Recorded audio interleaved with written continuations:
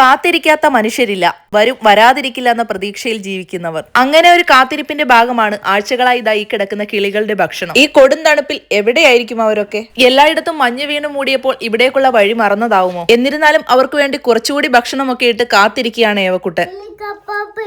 അങ്ങനെ ആ കാത്തിരിപ്പിന് വിരാമം ഇട്ടുകൊണ്ട് അവരെത്തിയത് ഒറ്റയ്ക്കായിരുന്നില്ല. മാസങ്ങൾക്ക് ശേഷം നമ്മുടെ മുറ്റം നിറയെ പലതരം കിളികളെ കൊണ്ട് നിറഞ്ഞിരിക്കുകയാണ്. അവരങ്ങനെ ആർത്തുലസിച്ച് സന്തോഷത്തോടു കൂടി ഭക്ഷണം കഴിക്കുന്നു. കാണാതിരുന്നപ്പോഴും ഭക്ഷണമൊക്കെ ഇട്ട് കാത്തിരുന്ന നമ്മളെ പറ്റിയൊന്നും അവർക്ക് ചിന്തിക്കേണ്ടല്ലോ. അവരിങ്ങെത്തിയപ്പോ സന്തോഷമായെങ്കിലും പറയുവാൻ ഒരുപാട് പരിഭവങ്ങൾ നമുക്കുണ്ട്. പക്ഷെ അതൊന്നും കേൾക്കുവാൻ അവർക്ക് നേരമില്ലത്രേ. അല്ലെങ്കിലും സ്വാർത്ഥതയുടെ ഈ ലോകത്ത് ആർക്കാർക്കു വേണ്ടിയാണ് സമയമുള്ളത്? ഉണ്ടോ? അപ്പുറത്തും ഇപ്പുറത്തും ഉണ്ടല്ലേ?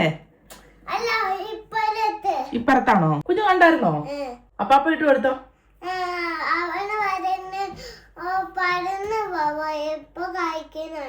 ആണോ?